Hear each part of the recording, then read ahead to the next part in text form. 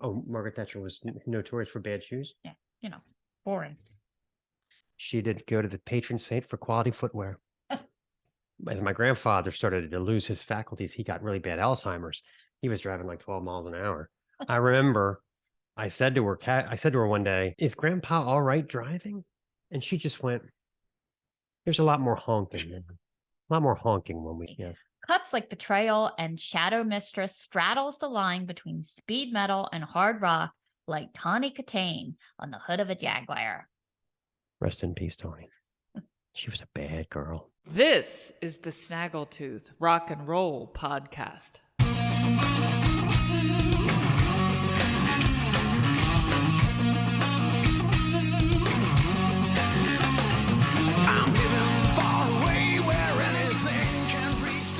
Oh, I've been a little stressed out.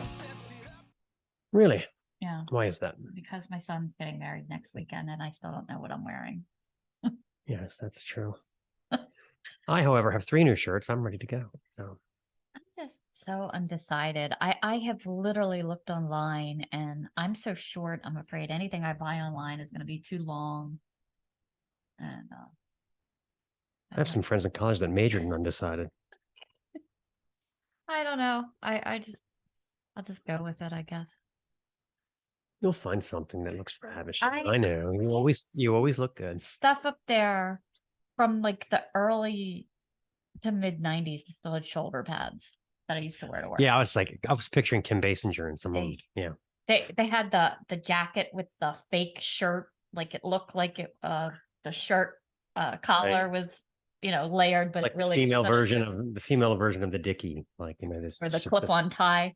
It really was. Yeah. The only thing is you couldn't take the jacket off because there was no shirt. If you got hot. I had them in a bunch of colors when I first went to work full time. I was the secretary to the vice president of sales or his assistant, which involved, booking lunches for vendors and ordering food and getting them coffee and picking up his dry cleaning and occasionally watching his children. Oh, and doing some Excel spreadsheet shit for salesman spiffs. Speaking of slip-on ties, one of the only things I got out of Catholic education was I learned how to tie really well early on. And I used to have to help my stepson tie a tie if we ever had to go to a funeral or something formal. Guess when I stopped helping him? He was 24. And I said, "Dude, it's time you learned." Yeah. I can remember getting my son ready for a dance and, of course, his dad and I are divorced and it's just me here. And he's like, "Mom, tie my tie." I had to literally watch YouTube videos to learn how. Oh my. Yeah. Too bad I wasn't around. I go, good to go. Yeah. That's the only thing I got out of school. Maybe that's what I'll do. It's prom season. I could go up to Macy's. I'm sure everything prom is clearance now. And I'm short, so that's what happens when you got a nice body that you can fit into high school prom clothes. I literally at the age of 25. I put a dress in the Goodwill pile today while cleaning out the closet. Mm-hmm. That I actually have a picture of my son who's getting married on my hip because he's still a little. That's how old it is. That's wow. How old it is. Wow. Well, speaking of retro, again, my brother and I got on a tangent last week. And we were remembering my grandmother's house. And we're talking late 70s. Once a week, what would usually happen is my mother would pick us up from school on regular days. But every once in a while, my grandfather would pick us up or my mom would take us to our grandmother's house. To grandmother's house we went. And it was a very, very different. You sing the song? Your grandmother's house? Oh, we were thrilled. We'd go right for the snack drawer. Snack? She had that freshen up gum with the liquid center. And we would just keep popping until the wad was like golf ball size, a major choking hazard. Just more gum now. My grandmother, very religious. Polish, came over on the boat. My mother came over on the boat. Obsessed with holy water. Holy water she kept it in a vial. And anytime there's any problem, she'd break out the holy water. A little prayer. One time I remember I was adjusting the antenna on the TV to get better reception and I felt drops of holy water on my neck. So apparently we were praying to the God of crystal clear reception. Well, that's what you want when messing with electrical is involving water. Yeah. So I think that's a great idea. Yeah, exactly. Yeah. So, but God would have intervened if I was electrocuted. So yeah, we would watch cartoons all afternoon and just pig out on candy and ice cream. My mom would be in the dining room with them, and they would all just get loaded, drink beer until somebody cried. And then my father would pick us all up. Perfectly normal, right? I mean, Oh, that's when you know it's time to go home, when somebody cries. it was every time. Oh God, my grandmother started to try to learn to drive at the age of 68. Oh my God. Well, my grandfather passed away and he used to drive her everywhere. That's pretty late to learn. She Yeah. never had a license. So my dad was trying to teach her, how to merge and look at the traffic. You know how they have those little like cement triangles so that you merge up the one side. Oh yeah. But Like an island. To Yeah. look back. I don't know the technical term for it. Hit me in the comments. But she was so busy looking at the traffic, she drove the car up onto the concrete triangle, and the car was like teetering on this. So they finally, my dad had to, they had to do an Irish, Chinese fire drill, and Had to get her he off had to the take over. embankment. Yeah. So then she was coming home from work and she was pulling into her driveway, and somehow she hit the gas instead of the brake, panicked, froze, went through her chain link fence, through her yard, and this was not a small yard, out the other side. That was the end of the driving experiment. Trying to learn to drive at 68, that's not going to go good. I mean, I just think that's a little late in life.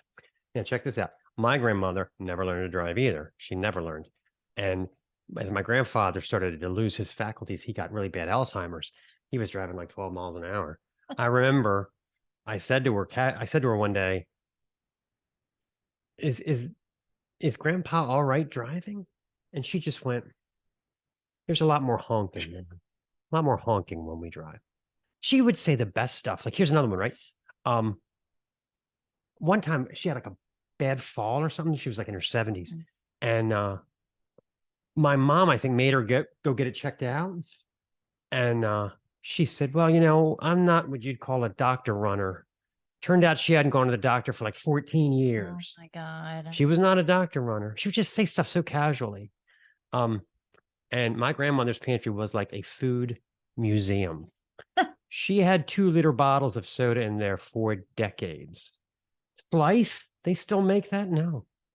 Crystal Pepsi, they still make that? No. We learned to check expiration dates from that. I would say things like, Grandma, this cup of soup expired 2 presidents ago. Not good. She also never liked my dad. She would call the house, and when he answered the phone, she would say, isn't anybody else allowed to answer the phone but you? And she would hang up on Oh him. my God. Yeah, I don't know. I think it was that age range, because my grandmother got mad at my dad because he pointed out one night after my parents had been together 30 years that he had my mom 30 years and she only had my mom for 18 years. And for some reason, this hardcore math just set her off, and she just thought it was a horrible thing to say. My ex's parents made it very clear that there was no deposit, no return on her.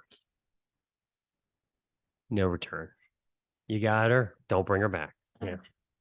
And this same one, when we would go out to lunch when I was little, like 5, 6 years old, we would go to Woolworth cafeteria, and the waitress called me grilled cheese because that's what I always fucking She wanted. ended up working at Woolworth's cafeteria. Cute little uniform. So cute. Anyway. And my mother and grandmother would fight over who was gonna pay for lunch. Like, they couldn't just alternate. When the check was dropped, it was like who could get their cash on it faster. It was like some kind of bizarre. Oh, they both wanted to pay. Yes, they both wanted to pay. It was like some kind of bizarre like card game where you have to slap the cards first. It was who could slap the cash on the thing first. And it was little, and I said, wow, Nana's got dollar bills flying out of her purse, because she was so quick with it. Yeah. And then they would still fight after the, initial slap was whoever won, but it was still like, you paid last time. What was the thing about leaving too much tip? This is complicated. Oh, well, that was my ex-husband's grandma. Like, when we would go out with her, like to the IHOP, and we would leave like a 5 and a couple 1s as a tip on the table, she always thought we left too much tip. So she would pick up the ones and put them in her purse.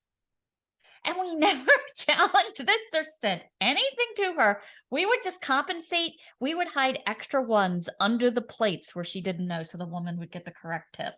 Because we knew she was going to take some. So you basically had to tip your grandmother and the waitress. Yes. Oh my God. She's like, that's too much for her. I'll take that. Thank you very much. Yeah. Let's talk about our feature interview. Very excited about this. Actually, I'm excited about the whole show this week. Yep. Not that I'm not ordinarily. But anyway, our feature interview this week is with Mark Briody, one of the founding member of Colorado's power metal legends, Jag Panzer. The new album, The Hallowed, just dropped this week, and it's another crown jewel in the JP discography. It's a post-apocalyptic, say that 4 times fast, concept record full of howling guitar solos and top-of-the-shelf riffs, just like the band has always been known for. Yep. We have a lengthy discussion with Mark about forming the band as teenagers, how he recruits other guitar players, and he answers the question, are there posers in the world of hiking? Very important. So stay tuned for that. Okay. Let's get going. Let's play a song. Go ahead. So Jag Panzer actually performing behind us. Absolutely. He looks he looks a little Don Dokken-ish to me. Harry does. Yeah. This is Edge of a Knife.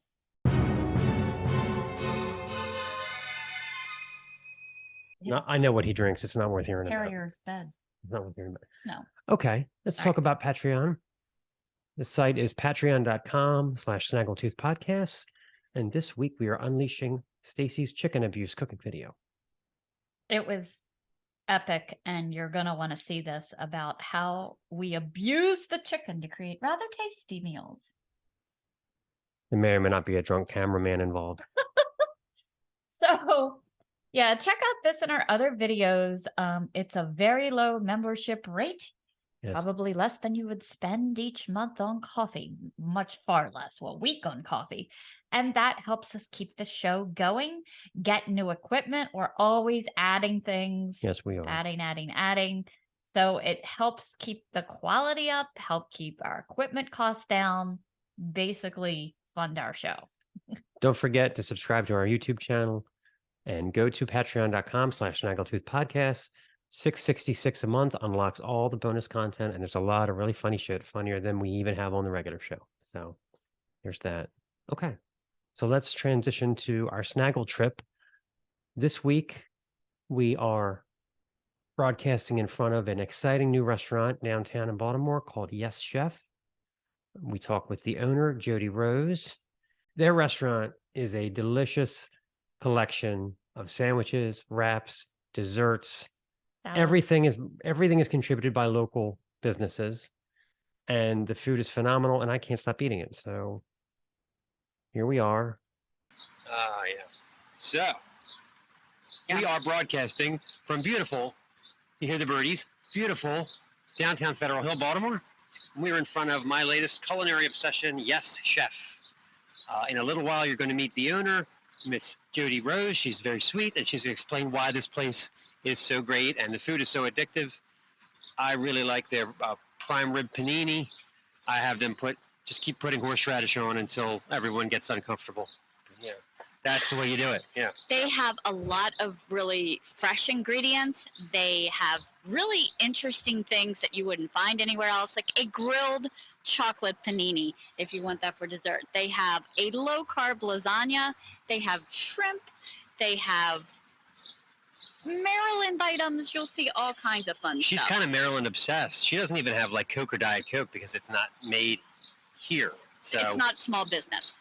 This is very small business America. driven, and you're in for a treat finding out about her incredible food, great prices, and free delivery to a certain area. Yeah. And so- she has a master's degree in hospitality. If I could get serious for a moment,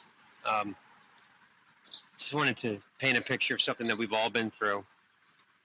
We go to a party,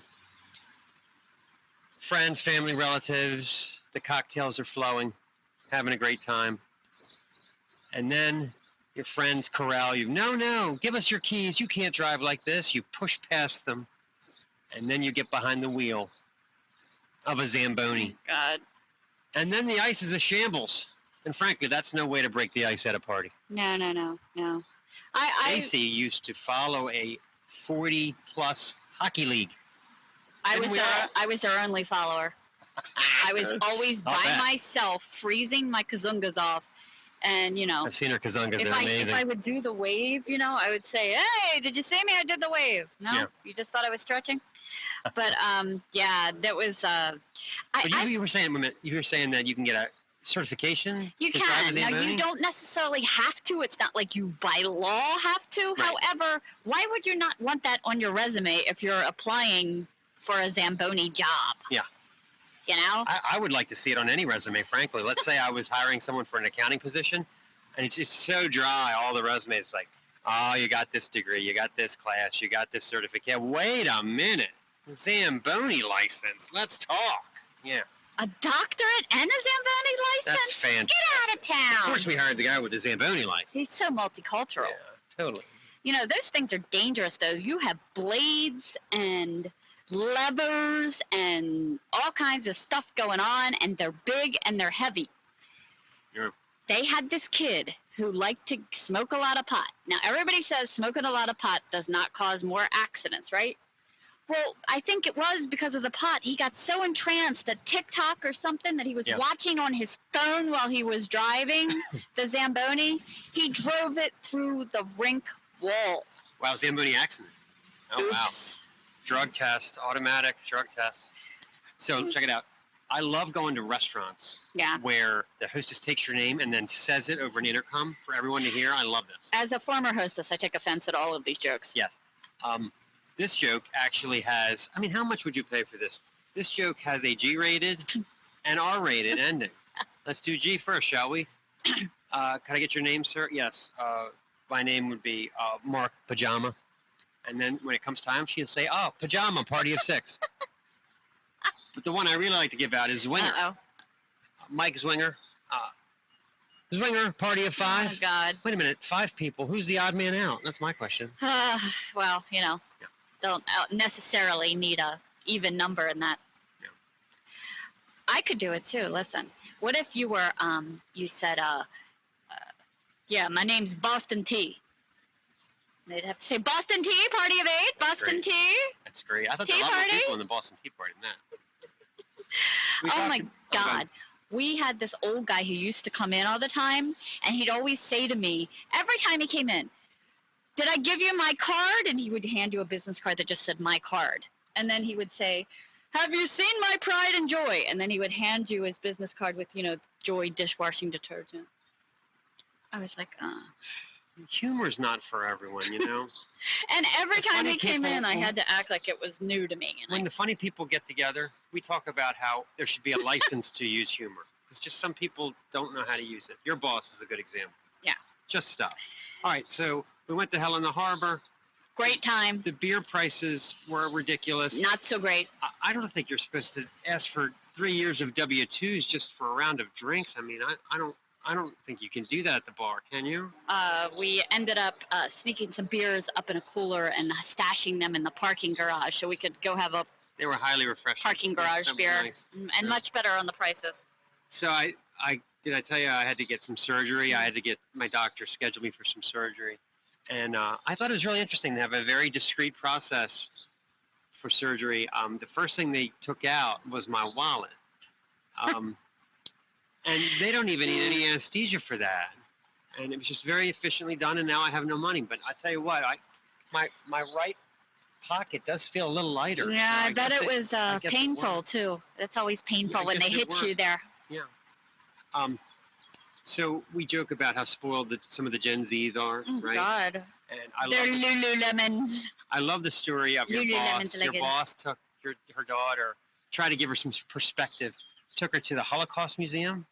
They're Jewish. And she's Give her a little levity, brevity, clarity. showing her around at, the horrors.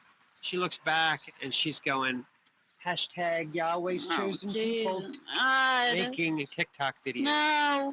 She's like, Ruby, people died by the millions. And she's like, hashtag God's chosen people. Oh, my What's God. up, Yahweh? Somewhere Anne Frank is spinning. Yes, indeed. Yeah. It's kind of like the the software that I use to make the show is junk. And You can tell he's editing by the amount of fucks that are emanating from the music room. many fucks given, yes. And every time it crashes, this little note pops up for their research and development team. What was the reason? What happened? Give us what we need to make a better product for you, right? It never ever seems to make a better product though. So, first couple of times when I'm in a chipper mood, I'll say, here's how much RAM I have, here's my laptop type, here's the apps that were open. By the time it gets to the fourth or fifth, I'm done. So the thing pops up and I say, this is Major Tom to ground control. Do they come back and I give say, them the full song. and there's nothing we can do? Said their email though. Your circuit's dead. There's something wrong. Fucking A, there is. I don't think those things actually help. I mean, they come up in a lot of, even Windows has that. Tell us what went wrong. Tell us what happened. I don't think anybody ever looks at that stuff. I think it's just, it's like recycling. It's supposed to make you feel better, like you're actually contributing. Sending a note to R&D. I think you're sending it to some kind of a 7-Eleven down the street or something. You're not making it any better. We are at our latest restaurant obsession, Yes Chef. I'm a huge fan of their prime rib panini. I've been eating it way too much. And we are with the owner, Miss Jody Rose, who is going to tell us a little bit about Yes Chef and why we like it so much. Well, first, thank you for liking Yes Chef so much. I appreciate being able to be here. My husband and I started Yes Chef in 2019, and we love being able to just provide a really good product that is not too pricey. And we have just a great team here. We have dining for $19 inside. So you were talking about the prices and how reasonable they are? Yes. And talk about your range of free delivery, which I can't believe. Sure. So we do fully prepared meals, and we would deliver them to 21230 zip code, so Locust Point, Fed Hill. When you order online for our meals, it is free delivery. I promise you, it is free delivery. Very nice. And it's being delivered by our own team who love and care about our food. That's That's important great. because you don't want to hand over your special product to someone who doesn't care. Right, Yeah. right. So we love that we can make those deliveries. And our drivers know our customers, which is kind of neat. They have a nice little relationship. Oh, yeah, that's great. Yeah, so that's fun. As opposed to the Amazon driver that just throws the package on your porch. Well, I can't talk about Amazon, but I know that Yes Chef, our drivers are awesome. They lovingly deliver, yes. They do. Yeah. They absolutely do. So It's you great. want to order one meal, I promise we will deliver it to you for free. It's great. But they can come to the store and pick it up too if they want. Okay. Or they do catering. And we do drop off catering. So let's take a look inside and see some more about Yes Chef. Our beautiful options, because I say beautiful because I love the look of our menu boards. So we do have, I said paninis and sandwiches and wraps and sides and salads and smoothies, and we even have dessert paninis. I don't think you've had a chance to try any of our dessert paninis. So, Grilled chocolate. right? Grilled chocolate, come on, right? So I think that's different and unique. Very good. And as you said, our prices are very reasonable. These are our heat meals. Right. These are prepared fresh, never frozen, that get delivered if you order online, or you can come into the store and grab. And then we have other grab-and-go items that are costly. We see the kombucha. We usually have some salads and sandwiches in there. You just have to quickly grab and head out the door. You see some other interesting things in here. Yes. We have 15 local Maryland small businesses. I know the pillow's awesome. All my Edgar Allan Poe pillows I like are already that. sold. So when you come into our local marketplace, you're supporting Maryland small business. There isn't anything in here that isn't Maryland small business. That's great. You know, sometimes people say, do you have a Diet Coke? I'm like, it isn't a Maryland small business, Oh, so I wow. don't have Diet Coke. You know, I got a really weird letter in the mail about that, the humidifier we bought. Yeah. They actually sent me a letter in the mail asking me to go online and review it because they were a small business company. Oh, yeah, I saw that, yeah. Isn't that weird? Yeah. A little weird. Speaking of weird, remember we watched that Cary Grant movie about him building the house? Oh yeah. The pre-Money Pit movie. So, Oh yeah. Mr. Something built a house, and it's he buys his house, and it's a disaster, and they have to get everything fixed. And there's all these 50s and 60s carpentry terms in it that I didn't know, and obviously he doesn't know either. No, when he told him that they asked him if he wanted something, and he said no, and they started ripping stuff out. Well, you know, you can say sexy things about a woman, like, you know, she knows how to shake her moneymaker. I started thinking, you put some of these phrases in the right order. This is some sexy stuff. Say to you could just say, hey, look at the biscuit joiner on that one. Ooh la la. How about those are some impressive dough beaters? This is actually a term to describe feet at one point in life. Now that's a K-Whopper, if I've ever seen one. Yes. Next thing I knew, she was all over my jackrafter. Her periwinky is shaped oddly. Yes. And if I you believe. wanna look up that movie, Mr. Blandings builds his dream house. Oh, that's what it is. Okay. Funny. Mr. Blandings. Yeah, it's a good one. Funny. If you like zany madcap, what did they call it? Was that type of humor? Was screwball. Screwball comedy. Screwball comedy. Something that's gone quite out of vogue. Yes. Unless you want to count us. We might be screwball comedy. I don't know. We're trying to bring it back, people. So I guess we'll sign off now. This has been lovely. Broadcasting from Federal Hill. Yes, Chef.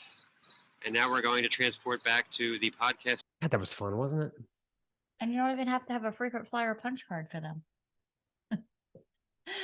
I think I cleaned out their horseradish. They couldn't believe that a human could eat so much. I'm like, no, keep it coming. Keep it coming. Yeah. So the other day, I had to clean out my wallet of all the bonus cards. I could hardly get any more cards in because now every store you go to, if you get a decent price, you have to have a bonus card, right? Some of them you double down. They make you have a bonus card and go into their app and click on things to get the lowest price. Right. If you're gonna really actually save money.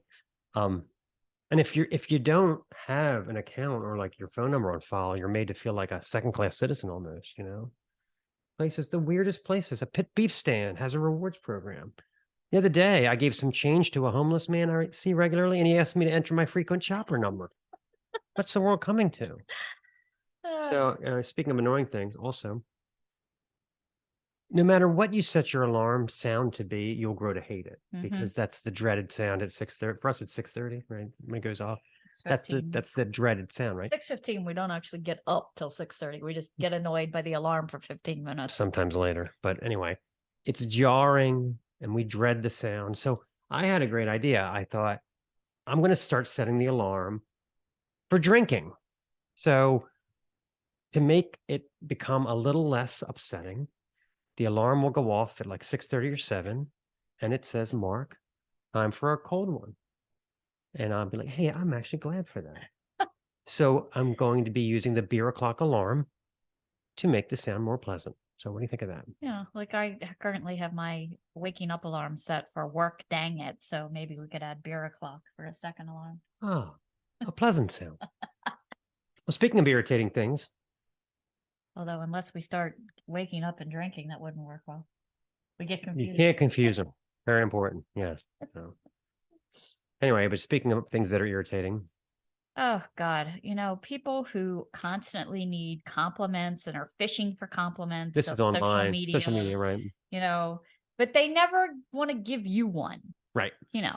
I have a group of ladies that I text with. I don't know why you do. They'll say, great. They'll say, how was your weekend? I'm like, oh, it was a great weekend. We did 3 interviews. We replanted the entire garden, came up with a cure for cancer, and finished a 5-mile run. Nothing. And then someone posts, look at my sunburned shoulder. 29 gushing messages with ointment suggestions follow. Aloe, etc. Yeah. Or somebody posts a picture of their dog sleeping upside down on the sofa. Oh, 900 likes. So cute. What a bunch of fucking assholes. It is, you're not rewarded for doing, you're pitied. Right. You need to, it's structured so that you want to be pitied. Oh, look at the dog. Oh, you got a cold sore. But if you say you actually accomplished something, they were like, oh, I don't know what to say about that. All I did was binge watch Netflix. So. Anyway, speaking of assholes, I'm experimenting with substitutions for the word asshole. I thought it might help clean up my act a little bit. So here's some keepers I came up with. Nice turn signal, manhole. Or you could say woman hole if it was a woman. Yeah, it can't be Just to be sexist. politically Yeah. correct. Person hole. Thanks a lot, loophole. You had this one. You're a real powdered donut hole, aren't you? Oh, you can do the next one too. I have a thing with powdered donuts. Oh, yeah. I bought some out of a vending machine once running from class to class in college. Yeah. And I was really hungry and I bit into one and it tasted bad. And I looked down and the whole donut was mold. And I Ugh. couldn't see it because of the powdered sugar. So Yeah. Anyway, that's a real powdered donut hole. Yeah, big time. What did that peephole just call you? I like that one. And then my favorite, the best of all, my boss is being a real cubbyhole today. I like that one. Okay, it's time to transition to our latest and greatest feature of Ask Jens. This week, we began our new journey with Ask Jens. It's become kind of more of a Dear Jens. We're doing kind of a Dear Abby style Jens feature. Our viewers write in letters, and he gives them his outstanding Swedish philosophy. This week, he wrestles with a wildlife-related quandary. Here it is.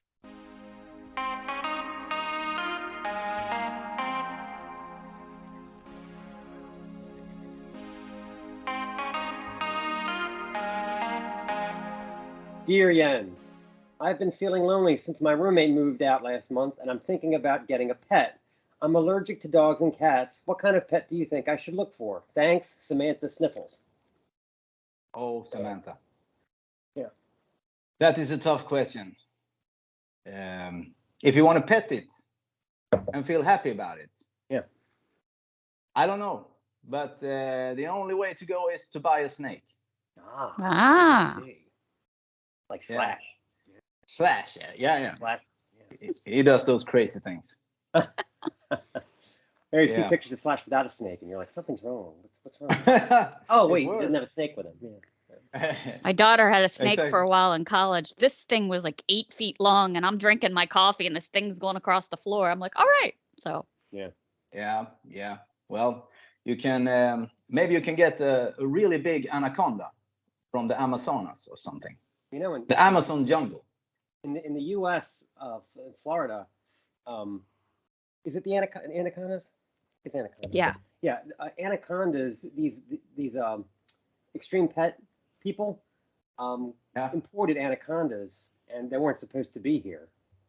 And Oh. they started letting them. They let them go out in the Everglades, and they have taken over the Everglades. So now there's giant anacondas all through southern Florida, and they eat all the birds, and they're like the apex predator. And there's like nothing. they Oh can do. yeah. Just That's fucked up crazy. the whole environment in the Everglades. It's crazy. I've seen pictures and vids from Florida, and there Yeah. are these huge alligators and shit. Yeah. I mean, I would be terrified. Yeah.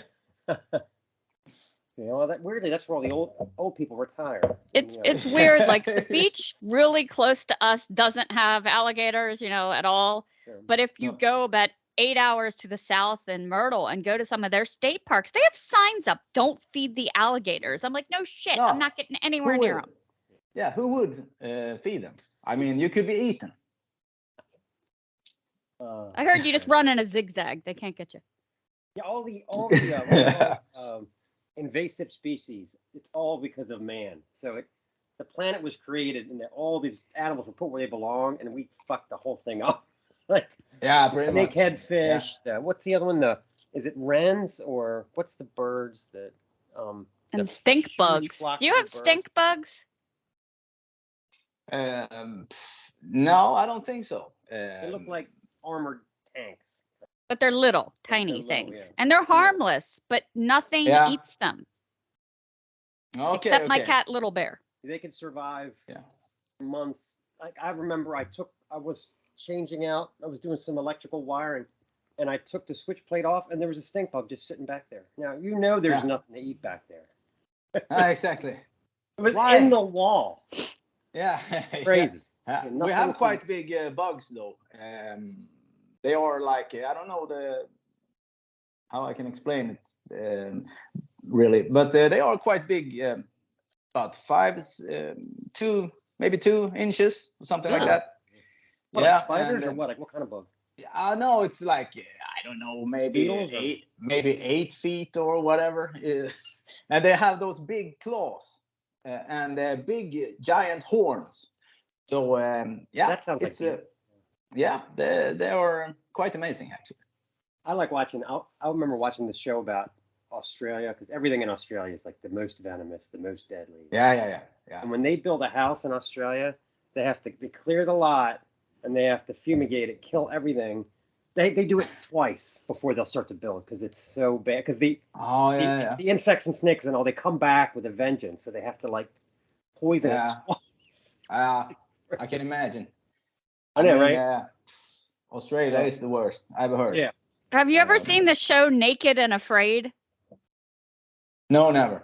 What They is that? have like if you have Hulu, they have it on like all the episodes on there now. What they do is they take a man and a woman and they make them, they have no clothes, no anything, no shoes, and they Completely put them nude. like in the jungle of Costa Rica and they have to survive for 21 days.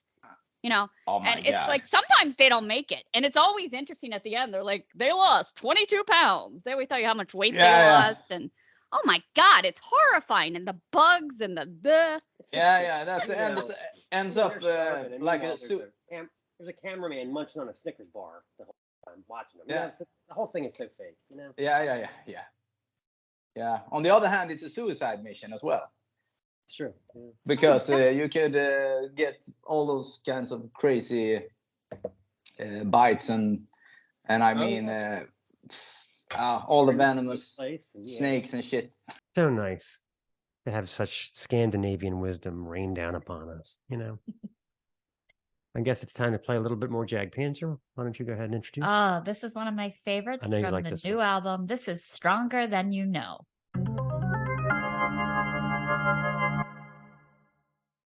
Okay, let's talk about imperfect foods.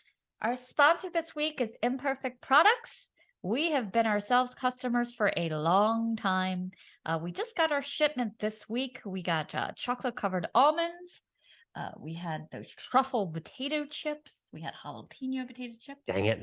We got the chorizo bacon crumbles, which we put in an omelet this morning. They were amazing. You pull those chips out of the box, and I'm like, I've been being so well behaved. That's out the window now. I'll be eating these chips at 10 o'clock tonight. We got their meat is always so tender, and really good. I enjoy their chicken breast. They even have ones with sauces. We enjoyed the salmon with the barbecue. You really like that.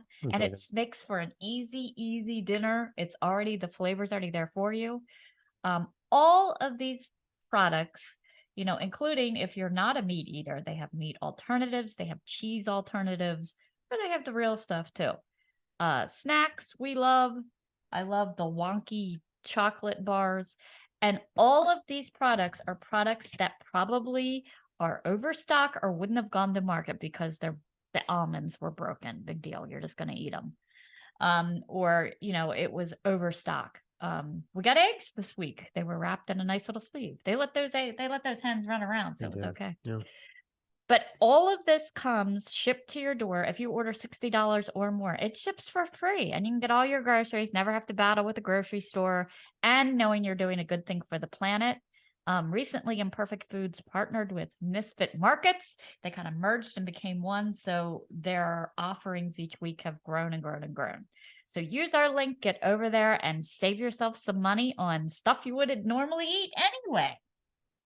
Right, and now you see Misfit Markets. Obviously, their spokesperson is Glenn Danzig. Mm-hmm.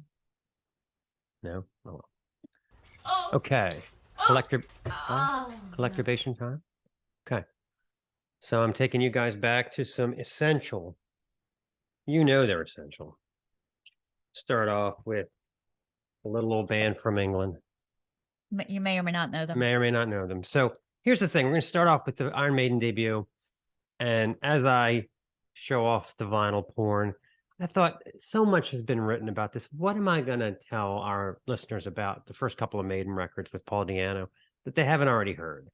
And so I thought what we talk about is the literary and historical figures that they incorporate into their songs. Maiden is a band like no other. And first off, we're going to talk about Gaston Leroux. Gaston.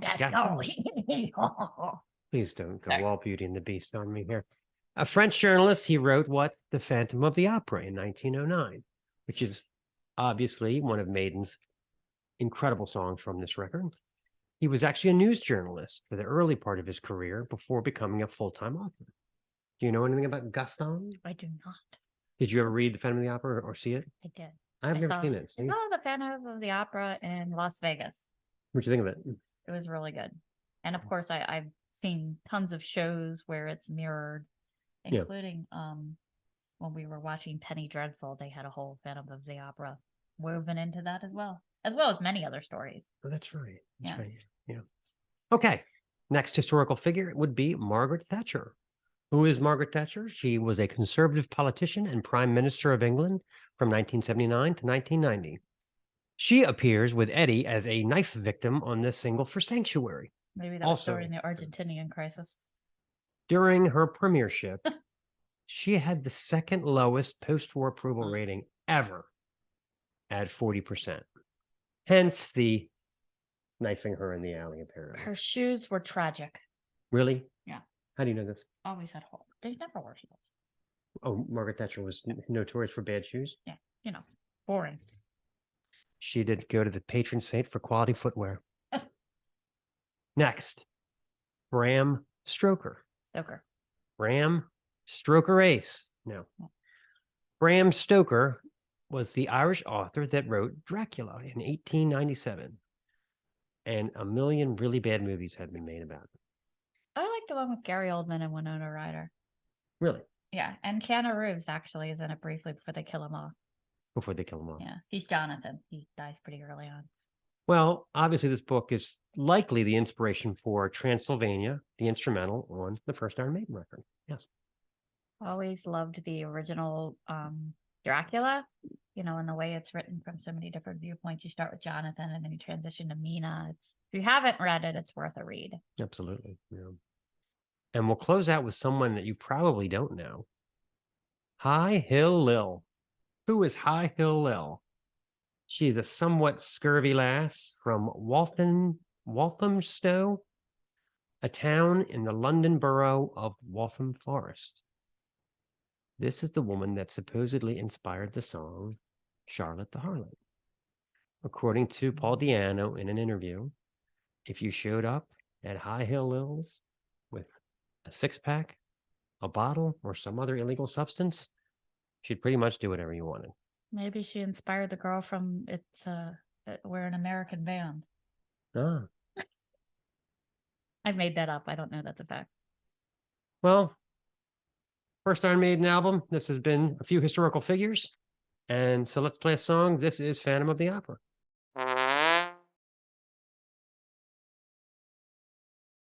Okay, Collectorbation continues with Killers. How many hours have you all spent arguing, is this the best Iron Maiden album or not? Is it Di'Anno better than Dickinson?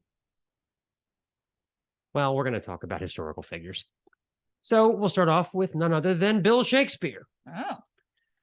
The Ides of March is from where? Where does that phrase come from, my dear? Julius Caesar? Yes. Beware the Ides of March. Beware of the Ides of March. So there's a William Shakespeare reference right off the bat. There was a William Shakespeare reference in our interview, too. What was it? We were talking about Vein of Thrones. We talked about, with Jag Panzer. Mm-hmm. There's some Macbeth. He knows what Macbeth is about. Anyway. All right. So you take the next one. All right. So near and dear to my heart, quoth the Raven. Yes. Stroke him gently, as it not Murders in the Rue Morgue. Murders in the Rue Morgue Is a short story? It is a short story. It's actually by none other than Edgar Allan Poe. Yes. This is actually a story about what they think is a serial killer. It turns out to be a escaped ape, but spoiler alert. No, spoiler alert. Don't listen. Okay. So you don't have to convince us of the genius that was Edgar Allan Poe, especially because we've claimed him for Baltimore. Absolutely. Yes. And we've talked actually to a number of artists who have songs that are Poe adjacent, Inspired. Poe inspired. Yes. So he continues to inspire. Yeah. Okay, our next historical figure would be none other than Genghis Khan, the first great Khan of the Mongol Empire. Not a very nice guy from what I've heard, but the inspiration for the song Genghis Khan. I think he was kind of a cubbyhole. He's just a loophole, you know. I believe the Rush song Xanadu has something to do with Genghis Khan also. Mhm. Yeah. So look at that. So far we have Bill Shakespeare, Edgar Allan Poe, Genghis Khan, and I'll throw in one more, the song Twilight Zone from the North American version of Killers. We must bring up Rod Serling. Not to be confused with the Golden Earring song. Right. Which is probably also about Rod Serling, who is stepping aside, if you'll excuse me. Anyway, so just a little bit of perspective on how heady and full of history maidens, even in the earliest days, their material was.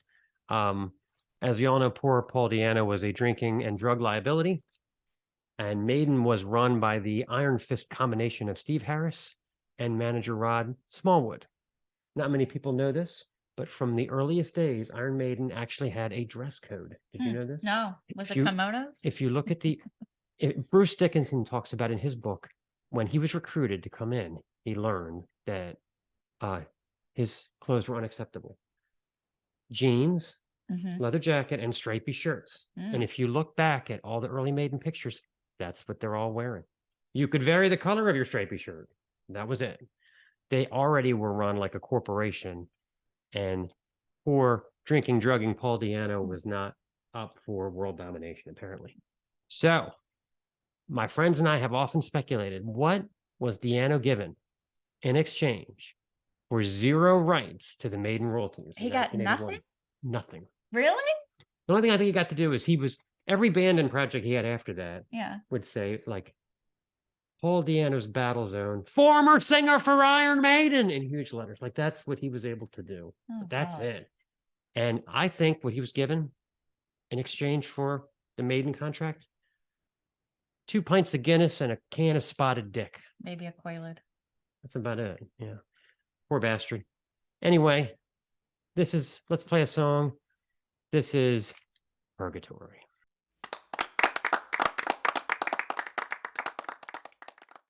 Okay, just one more real quick, because I'm not going to get to show it off. It doesn't fit in with anything else. I'm frightened, Danny. The most tattoo worthy album cover Maiden ever Ah. did. This is a little mini EP made in Japan. And what are they wearing? Jeans and Leather jacket. solid shirts All right, so they were allowed solids apparently. with Eddie. But are they? Does it look like uniforms? Yes. Yes, Yes. they are. With Eddie in the background. And I'll show you that. So there it is. Do not come wearing weird flowy scarves or something like that. No hats. Anyway. Yeah, made in Japan. I mean, it's okay. For a mini live record. It sounds kind of studio enhanced to me. It always has. But you got Running Free, Remember Tomorrow, Wrathchild, Killers, Innocent Exile. I mean, not a bad song on it. So anyway, all right, so let's move on to the interview with Jag Panzer. This was a great interview, nearly an hour long. We cover everything from how he got the artwork for Ample Destruction through virtual reality fishing. So we really had a great conversation with Mark. We talk about all kinds of things and learned more about the legendary band Jag Panzer. Very good. We have both called the Jag hotline. Panzer hotline. Yeah. Cool. Yeah. Really cool. I thought this is like something Kiss would do in like 1981 or something, It is totally like an 80s thing. Yeah. Yeah. Yeah. Charges may apply, right? Or whatever. And first minute's free. I Yeah. saw that on the telephone pole. Like, oh, I'm calling this. Yeah, it was cool. Very throwback. And we got Harry. He was all Very excited. Yeah. Yes. It was good. Oh, and that's him being normal Harry. He's crazy. This is really, really wild and good. So many core members have left the band and then they came back in 2013. What do you think is the magical pull that keeps this band together? Yeah. Well, we're like a family. We're, we fight, but we get along great. We got each other's back, and it's a creative environment. Everybody can contribute whatever they want. If you really want to do a 2-minute guitar solo, we'll work it in somehow. We split all the money we make equally. It's just tries to be we just try to make it a really cool environment to be a musician in. That's cool. Yeah. And it's especially good if you don't have any divas in the group, stomping about and such. Yeah, they don't work well in our group. We try to weed those out. Yeah. Now you guys are you still in Colorado Springs? Yeah, I'm the only one that's still here. Harry lives in Greece. Bass player is about 2 hours from me, and everyone else is in Phoenix. There's an Air Force base up in Colorado Springs, and yes, several of them. Yeah, for my job, it was new. They were building it in the 90s. I had to send them steel furniture, trucks of steel furniture, and I just remember that because that was the only thing I ever sent to Colorado Springs was steel furniture, and they had to have special cushion trailers. I remember that, and you could have never hurt this furniture with like chainsaws, but it was for the military, so Yeah. Oh, this city's dominated by them. We have several military bases. We have a big Army base, a couple Air Force bases, NORAD Space Command. It's just dominated by the military. Wow. How good for metal lyric writing. Yeah. And all 3 of us in the band have known each other since we were 6 years old, and all of us were sons of military veterans. Oh wow, I didn't know that. That's very interesting. Yeah, pretty cool. Yeah. I love the black and white guitar behind you. The V. Oh, wow. That's like a $80 one from Amazon. I used to have a nice V up there, and it was such a hassle because I'd want to play it. I'm going to take it down and play it, and then I got to take it down and clean it, and then I have to take it down to change the strings, and I said enough. I'm just going to buy an $80 guitar. It's a terrible guitar, but it looks nice on the wall. It's a decoration. Okay, yeah. Yeah, it looks good. So Ken was the latest member to join in 2022. How easy was it to get him to blend and riff with and kind of complement your guitar work? We had toured with him since 2018. So we've done a bunch of tours with him, and we liked him, and we wanted to see how his songwriting was, because we expect the lead guitar player, they don't play just solos. We call it put the icing on the cake. Mm-hmm. So I expect solos. I expect melodies, harmonies to some of my guitar work. I expect stuff weaving in and out of the vocals. So we really ask a lot of lead guitar players. So we put him through the ringer. I heard one song, the first song he did for the Hallowed for the demos, and I was ready to hire him. But we had one guy in the band that's like, nope, I want to hear all 10. Wow. Yeah. What's that like? I mean, you've had a lot of guitar players come and go. I mean, what are some how do you get them into a Jag Panzer style? Like what's the regimen that you well, first thing we like to see is, do we get along with the guy? Because if you're going on tour, you're in a lot of close spaces with him, and there's a lot of great players that I don't get along with, so those are immediately out the door. We want guys that are good with the fans. We do a free meet and greet and sign every autograph after every gig. So we need a guy that's able to get off stage and can stand there for an hour signing and taking every picture. I don't want to hear any whining and complaining about that. So we want a guy that's willing to do that. Want a guy that, and then actually the third thing is, you got to be a great player, but there's a lot of great players, but far less of the first 2 qualifications. Yeah. Who were some of your favorites that have come and gone in terms of guitar players? Oh, we've had some great ones. We had Chris Broderick for, I guess, about 8 years, and he went on to Megadeth, and he's in Flames now. I thought I saw a instruction. Does he wear picks on every finger, Chris? He might. I don't know. He's always doing all kinds of stuff. Yeah, he was doing some kind of a instructional, and he was like, "Yeah, I have all picks," and I thought, "Wow, yeah, Yeah, he's really an innovative type guy. He was great to be in a band with, and we had Joey Tafoya on lead guitar for. He did 3 albums with us. Another great player. He was one of the early Shrapnel guys with Shrapnel Records in the '80s, and yeah, every lead player we've ever had is very good. Yeah, and the guitar riffs are so intricate in so many of these songs, so I can totally understand you. At least you had somebody vetted, and I think he did great. Yeah, he did a good job.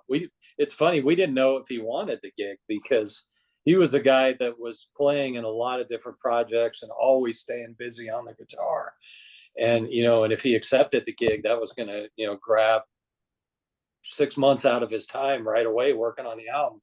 So we weren't really sure if he was interested. So it was kind of a pleasant surprise that Ken was interested. That's cool. Who came up? I mean, you guys did the concept album, Vain to the Throne, with the Macbeth theme. One of my I think favorites. this is the first time that you guys wrote the whole concept yourself, right? Yeah. Yeah. How did that come about? Like, who came up with that, and how did that evolve? Well, we were talking about doing a concept again because we approach music differently for a concept. I always initiate the songwriting. I generally do. And with a concept album, I approach it like I'm scoring a film, like a soundtrack. So it's kind of fun for me. So I wanted to do another concept album. So we were batting ideas back and forth, and we decided let's try to write our own. And our drummer and I came up with an idea of a story to be told from 2 different viewpoints.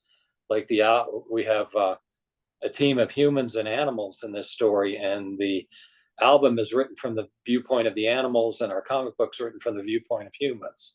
So we kind of had some rough ideas, and we sent them over to our singer Harry, and he just came up with this wonderful story that reminded me of like an old school adventure film that I used to watch when I was a kid. So he started fleshing it out. So he got it to the point where we knew where each song was going to go. And then I just got to work, and I started writing songs for every scene that he wanted one. And some of the stuff got rejected, and everybody in the band's free to comment on anybody's parts. Nobody's got an ego and gets mad. And so I had to, refine some parts and get it better. And finally got a solid demo from my point of view. And then everybody else added their parts and just made it 10 times better. Yeah. Did you have other ideas in the running, or was this like just kind of The only one, and you just kind of expanded on it?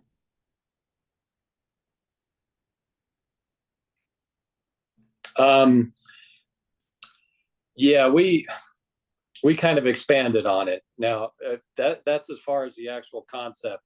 As far as music, though, oh my God, I probably came up with 10 times the ideas that actually made the record. Wow. So we'll have a Jag Panzer box set, is what you're saying, soon, right? Who did the writing for the comic book and the drawing and all that stuff? I did the writing for it, and then I hired an artist. I had an idea in my mind. I kind of wanted an old school comic book look. So I auditioned about 5 different artists. I finally found an artist from Spain that kind of had the look I wanted. And then, that was about a 6-month project, getting all the comic book art. Wow. That is cool. Yeah, I love the cover with it almost looks like it's a blend of medieval and modern, weaponry and clothing. It's quite the blend. Yeah. Yeah, that's what we wanted. We wanted something like, what could you put together with stuff you found? Like maybe armor from old parts from a car. And in this environment, in the story, you want to look intimidating. You want to present yourself as a badass. But it's interesting because the guy on the cover he's not the hero of the story or the main character. He's just sort of one of the guys. Gotcha. Yeah, you guys set a precedent with that cover for Ample Destruction. That's one of my favorite metal covers ever.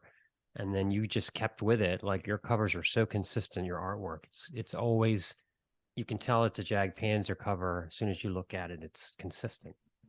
Oh, that was funny with the Ample cover is the artist, Keith, a friend of mine, had already sold the painting.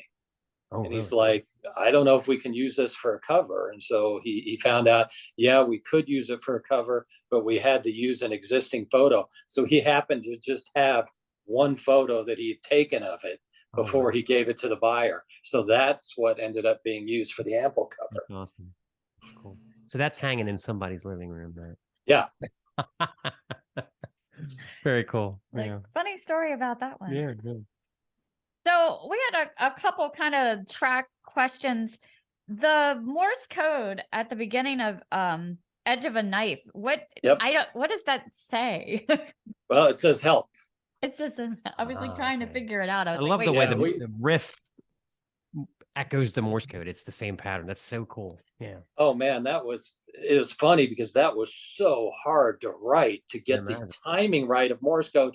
And then my band members hear it and they're all playing it in about 3 seconds. Got it. What's hard about this, Mark? And I'm like, you didn't have to write it. And then I played it for another guy, our drummer. He's like, okay, yeah, I got this down like right now. This is hard. It's hard to write. So I'm having to I think they still don't believe me that it was hard to write. Oh, that's funny. And then there's accurate. It's accurate Morse code. It is accurate. Yeah. Yeah. I ran it past a guy that knows Morse code really well, and he listened to it. Okay, that's help. Okay. And we thought we would play it. You know, originally we had it there was just going to be Morse code, the sound, but we thought, let's play it as, kind of like a tribute to Neil Peart. Yeah. Because, we're all huge Rush fans. So, and YYZ is the Rush song YYZ is Morse code. I was going to bring that up, but yeah, you beat me to it by like a second. Yeah, oh, no. I'm always this close to a Rush geek out personally. Yes. So. The ending of the song has Morse code too, where you just hear the Morse code, and that's animals are changing. Oh God, yeah, that's wild. Yeah. Oh, and then I was checking out your lyric video, with the eagles turned killers, and who are they targeting? Because I love how the bombs go with the drum beats in the video, and. Oh, I actually did that lyric video. We hired somebody else for the other one, but I wanted to do that one. In the story, the eagles are supposed to be for surveillance only, but they see a group of 5 guys and they kill them. There's the guys around a fire and there's lots of smoke, so the eagles can go in under the cover of smoke and they're just slicing their throats. Oh, wow. So the people in the comic are drawn to be the band members that get killed. And that's kind of a tip of the hat to our very first record when we were teenagers, where we got killed on the cover. That's awesome. Okay. That's awesome. Yeah. It all links together. Yeah, I really love the catchiness of Stronger Than You Know. It has this hook in it. It just gets you right away. Yeah, I like that song. That's going to be fun to play live. So have you guys recorded at Morrisound before, or was this the first time? We've always mixed. We've mixed at Morrisound. I think that's our 5th album there. Okay. Mixing there. And this Morrisound now is Morrisound version 3. Okay. I know most people keep telling me, oh, it's Morrisound version 2. No, there was an original Morrisound in a little building before the classic Morrisound where everybody recorded at. That was actually Scott Burns. Scott Burns, right? That was Morrisound version 2. So now they're on Morrisound version 3. Yeah, love working with Jim Morris. Love the studio. And Florida is easy to get to. I mean, it's we're all of us are all around the country, or Harry's in Greece, and you pick something that is a consideration that it's easy to get in and out of the studio, and it was a direct flight for all of us down to Morrisound. Yeah. Did you have any memorable moments recording, or did you have any mistakes that ended up actually going on the final recording? I think my favorite memorable moment is the song Dark Descent. I worked my ass off on that song. What I wanted to do is I wanted a song that you hear it sounds like a basic, this is just a basic metal song, until you try to tap your feet to it. And then something's going to go very off. Yeah. So what I did as a songwriter is I'm adding or dropping eighth notes at various places that you don't notice to make you think that it's a speed up. So what was cool recording it is every engineer we worked with was listening to that song, and these guys are world-class engineers and musicians, and each one of them turned around. Okay, Mark, explain yourself. What's going on here? You confounded the experts. That's great. Because they were hearing a tempo change, but they're looking at Pro Tools in front of them and not seeing it. Oh, wow. And I said, okay, well, here's what's going on. And I said, okay. And then we got back to work. That's very cool. And then my bandmate said, there you go. You got the pat on the back you wanted. I always like that. Sometimes Mark will like be listening to a song for the millionth time and he'll be like, wait, this is actually a waltz, you know? I just realized that the other day I realized that the middle part of Orion is in 3/4. I did not know that. And I had that album when I was in high school. Yeah, I need to but go back. It is the part that the classical sounding part that Cliff wrote. It just, it took me 20 or 30 some years to figure that out. Whatever, Oh, I've confused so many people with that. We'll be listening to music and I'll just naturally say, oh, waltz time. Well, this isn't a waltz. Well, I didn't say it was a waltz. I said waltz time. Well, that means it's a waltz. No, it doesn't. Waltz time. Yeah. I know what I wanted to ask you. Have you guys ever considered or thought about playing Ample Destruction in its entirety? We did it we've done it twice over in Europe. Yeah, the fans like it. I'm the bad guy here. I'm not a fan of that. I mean, I'm always trying to move forward in my music career. And when I say that, I mean artistically, not financially. I want to move forward artistically. And I look at playing all of Ample as kind of a step backwards or a no step. The promoters, we did it for two promoters who are very good friends of ours. But yeah, we turn that down regularly because we get offers to play Ample in its entirety. It's a lot of work because I don't remember music. I couldn't even play half of the Hallowed right now. I always have to go back and figure things out. Yeah. And so it's a couple of weeks of my time if you ask me to figure out all of Ample again. Yeah. No, I totally get that perspective. It's like that was a long time ago and we've got a lot of good music and we're focused on this. I get that. But you talk to different bands that have been around for a while, everybody has a different take on it. Some are great doing it, I saw Holy Diver played from front to back. I mean, so yeah. I have friends that are in, cool bands and they tell me they love doing the old songs back to back. So everybody's got a different take. Yep. So I'm kind of coming from just talking to you. I understand why, it's not like you're a churn, album out a year type band. I understand now why it takes, a couple years and then the finished product is so much better. I guess that's by design or just by time frame. Yeah, we made a promise when we were kids to really not do filler songs on albums. Some people may not like a couple songs and call them filler, and that's fine, but they're really not. I mean, we really make an effort that every song we write and record on the album has to be the best song on the album at that time period. So like if we're working on the 5th song, we don't ever say, well, songs 2 and 3 are great. We're cool. Let's just skate for a while. No, if we're working on song 5 has to be the best song. Then song 6 has to be the best. We really work on that. And we're not afraid to tell each other how we feel about the parts each other are playing. I mean, absolutely straight up. And it's so cool that no one gets angry about it. Yeah. Yeah, I know. It's important. Yeah. Our singer, we joke around a lot. We'll do a vocal line and he'll say, how was that, Mark? And I said, if we want to express mediocrity in this song, you nailed it. Perfect. And he'll just laugh. And I mean, sometimes he'll do a brilliant vocal take in one take and we're good. Or sometimes we're there all night.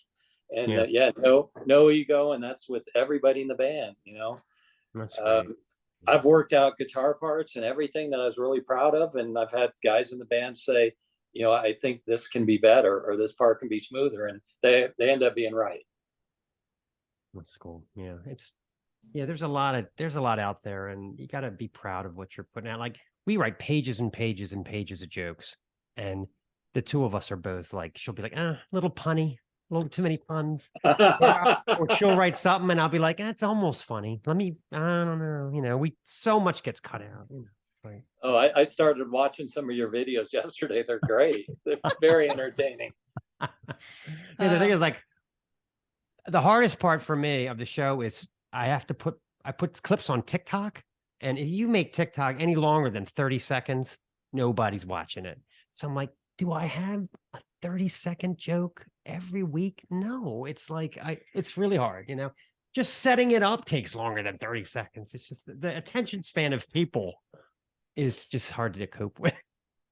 Oh yeah, I've had doing on this press tour, I've had people say, you know, this one single's 5 minutes long. Do you really expect people to listen to the song for 5 minutes? I said, well, yeah. My God.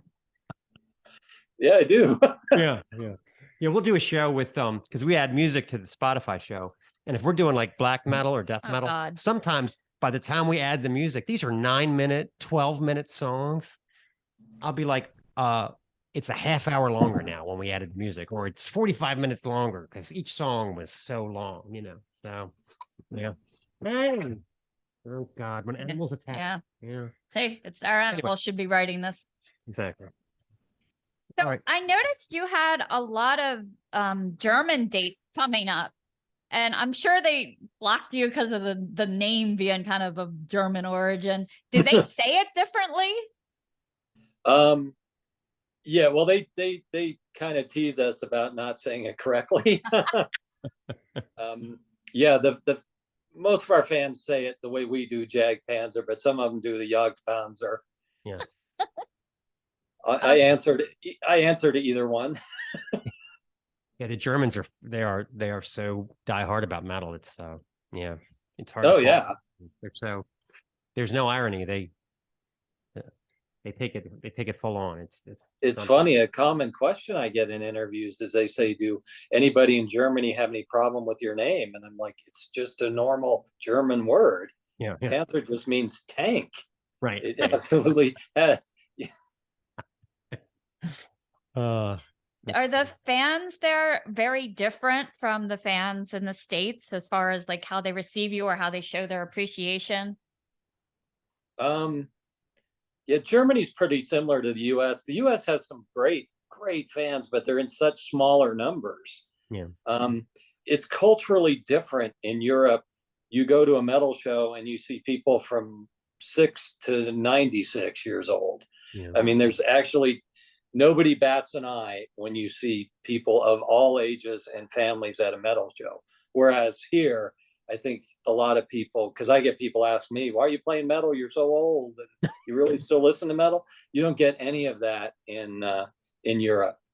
But yeah, the fans in Germany are about like US. There's some other countries though where you know, people come up and grab my shirts and grab things, and that, I mean, it's just, and that's cool. I mean, it's just culturally different. Yeah. What do you think's the craziest moment you ever had during a show, or where you Any Spinal Tap stories? Yeah. Well, we're playing in Greece, and this guy hops on stage, and the crowd goes crazy, and I'm like, "What's going on?" I mean, it's part of the show, and then he comes on my mic and starts singing backing vocals, and the crowd is just going crazy, and we have no idea what's going on, and then we find out later that he's like one of Greece's beloved soccer stars. Oh wow. And he's a Jag Panzer fan, and you know, so I got a bunch of pictures. He's a really cool guy, but we just had no idea. It was fun though, seeing the crowd just go crazy when this guy jumped on stage. That's cool. That's a really cool story. should have set him up with some guest vocals? Yeah. But yeah, Spinal Tap moments like in the movie where they can't find the stage. Yeah, we had that happen to us. We were on tour in the eastern part of Germany, and we're playing this huge building that has, you know, everything in it. A gym, classrooms, a concert hall. You know, it's this huge old building, and we got completely lost, and we're walking around until finally somebody had to point us in the right direction. It was just like Spinal Tap. That's funny. Yeah, that stuff happens. I know. Oh God, we just went to the Hell in the Harbor, and it's, you know, this huge festival, and we were taking a break, but we wanted to set up a table and kind of do some on the spot interviews. But we didn't realize when we came down from the garage, I mean, we had table generators, you know, microphones. The way they had the street blocked off, we had to walk around the block to get to where we were setting up. I was like, oh my God. Yeah, we got our work out that day. Yeah. But not being able to find the stage. I'm like, oh, my arms were killing me. Like, seriously. Yeah. We were playing the Bang Your Head Festival one year, and I really loved that Swedish band Grand Magus. And I saw they were playing like an hour after our plane landed. So we're rushing, we get back to the hotel, and I've got like 20 minutes before they go on stage. So I just give some guy in the street €5 if I can ride in the back of his truck and he can drop me off. So he drops me off. I don't have passes or credentials for that night. So I just walk in and they're yelling at me. I just walked in the back and they're yelling at me, and I'm just pretending like I don't hear them. And then I go ask for a pass, and they say, well, okay, this is, don't ever do this again, but we will give you a pass. So then I got greedy and wanted to see him from the photo pit. So I like pretended like I had a camera. I'm like literally had nothing in my hands, and I'm going like that. That's and they let me do that for a few songs until they kicked me out of the photo pit. But then all the fans let me come up front. So it was just great and crazy time. That's cool. I interviewed JB from Grand Magus years ago for a print magazine. And I made the mistake of asking him, do you like the new Lord of the Rings movies that had just come out? And he gave me like a 12-page dissertation on all the things that were wrong with it. And he doesn't agree with how they portrayed Gollum. I mean, it was I wouldn't have asked that question if I'd known he was going to go that way. Yeah. That is hilarious. Yeah. I love his voice. Oh, yeah. And he's in Spiritual Beggars too, which is kind of like that's kind of a side. I guess that's it's become more of a every 5 year kind of thing now, I guess, because he's in so many other bands. So as veterans, do you have any tips or tricks for touring that you've learned? Yeah, I think the biggest tip is a really simple one. You have to really love what you're doing. Absolutely. If you're in it for any other reason, like I can go on that tour and make a couple grand, that is not going to be a fun time for you. You're just going to have to really love it. Another wacky tip I have is I take every tour spot that I'm going to, and I go a month in advance.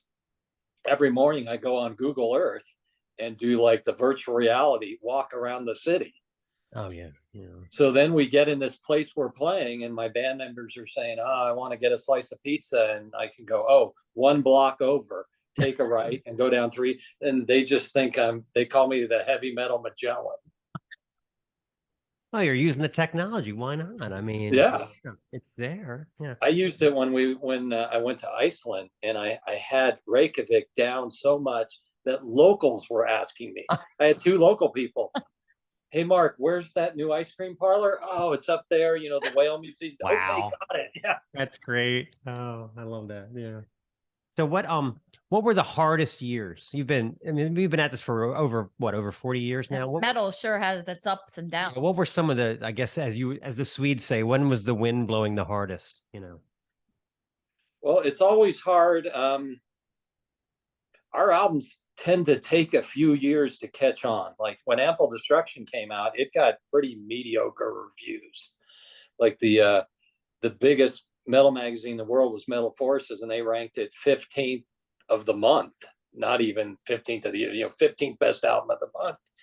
And they gave it a score, which in their magazine was about a C-. And it was 84? Was that 84? Yeah. Well, if you look at what came out in 84, my God. I mean, lots of good stuff. Yeah. So I couldn't even give Ample away. We only had a US deal. And so I sent it off to every European label I could find, and all of them said no. And I said, look, you can just have it for free. Just release it. Nope, no interest.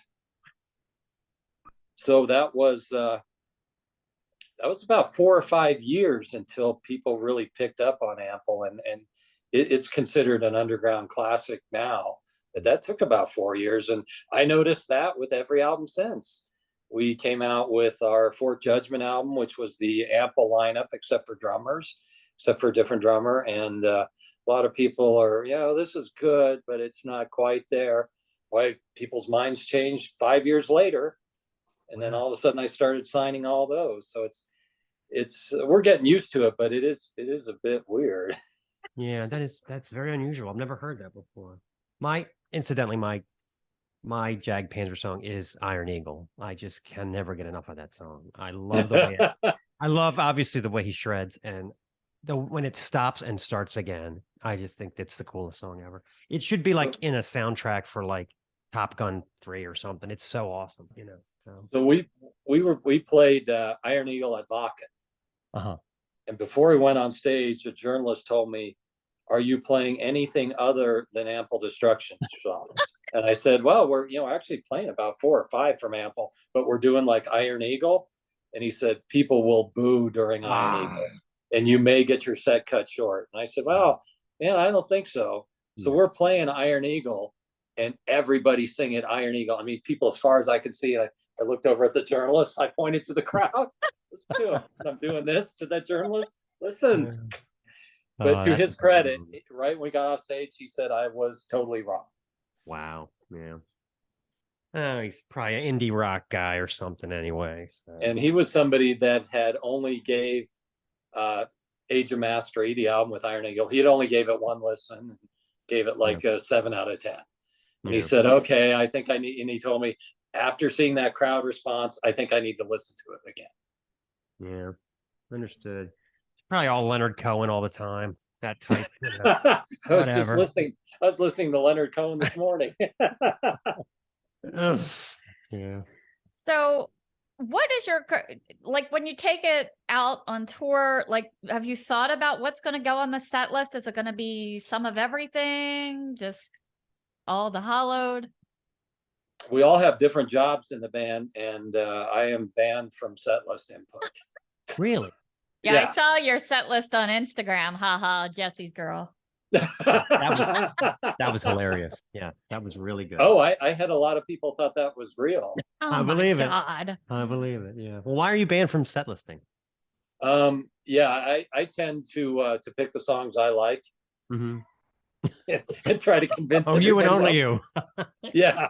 Okay, let's do this. And it was kind of funny for a while, but now my bandmates are, we'll just do the set list.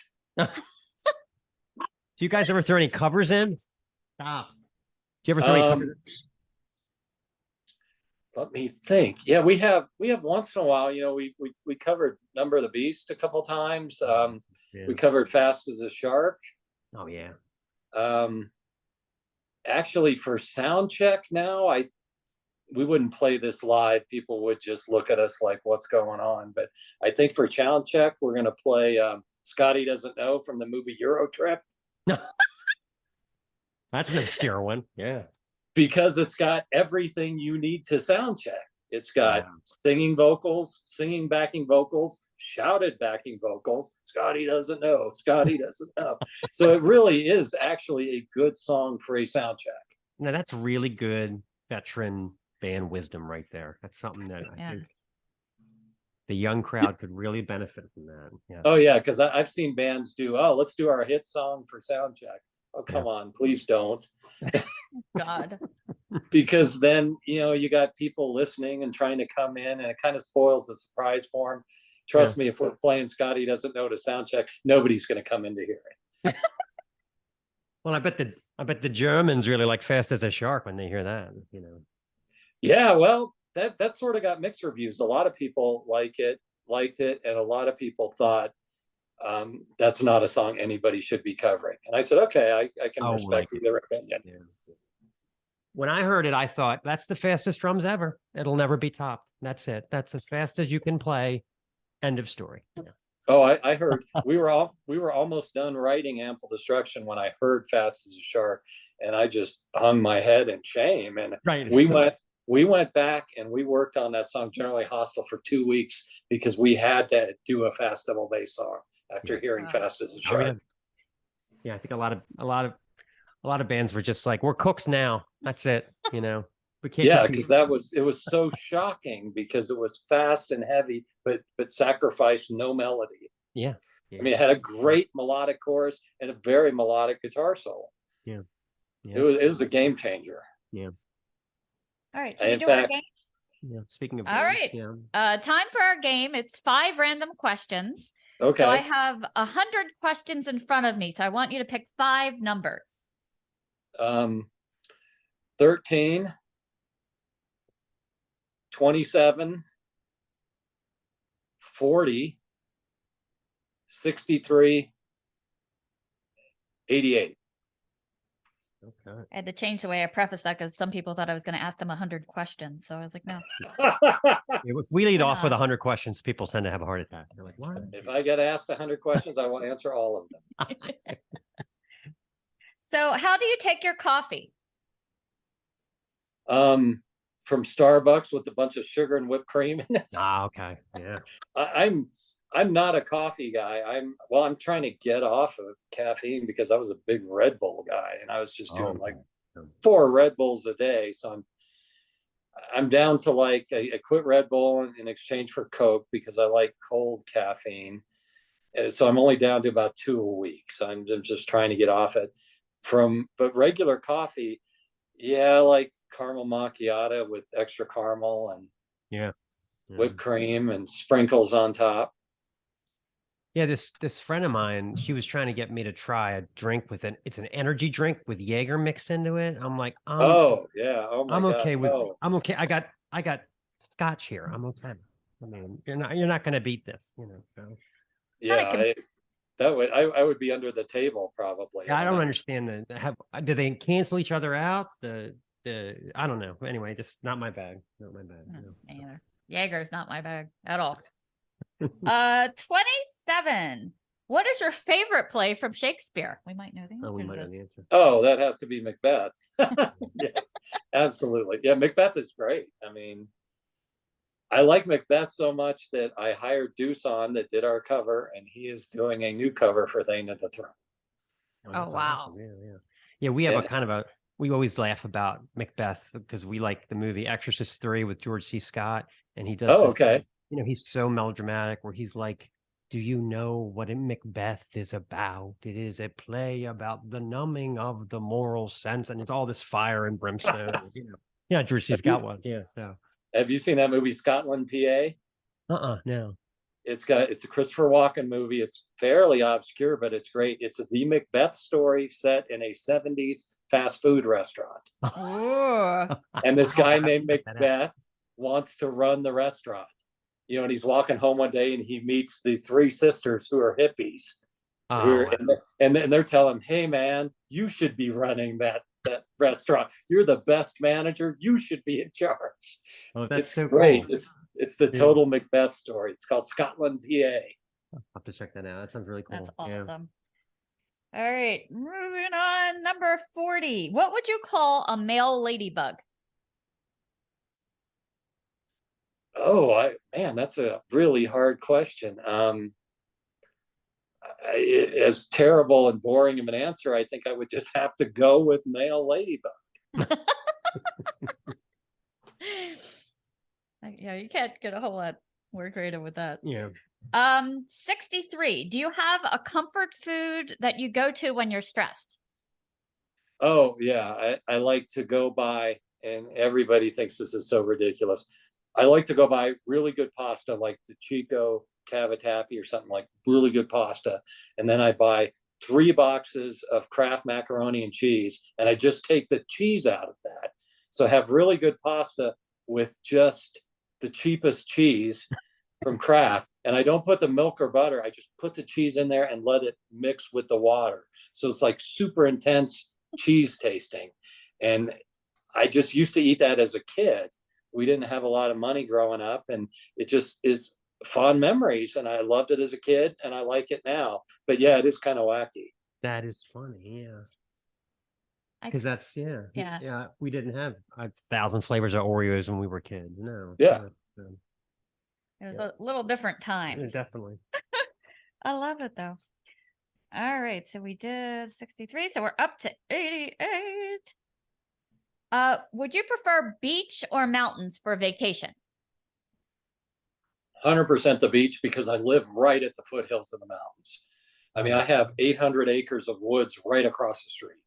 Wow. And exciting woods where, you know, big rocks and mountain lines and deep trails into the forest. So I love the beach. In fact, my girlfriend and I are going to Curacao in 3.5 weeks, so I can get a little vacation before the tour. Have you guys ever been there? No, No. we're Baltimore. Yeah. Curacao is incredible. It's so cool that in the comic book for the Hallowed, they find a note about where the Hallowed is, the longitude, latitude. That's Curacao. Oh, okay. Yeah. Curacao is off of Venezuela. It's 30 miles off the coast of Venezuela. They speak English there, and they take the dollar. And it's about the size of a mid-size U.S. city, and there's 31 pristine white sand beaches with clear, warm water. They've never had a shark attack there. The locals have never even seen one. And the waters are packed with fish and healthy coral reefs. They don't have any, I think they only have one fast food restaurant on the island, a KFC. So they got all these great restaurants. Like they have an incredible Italian restaurant there that's ran by somebody who decided to move from Italy down to the tropics. Wow.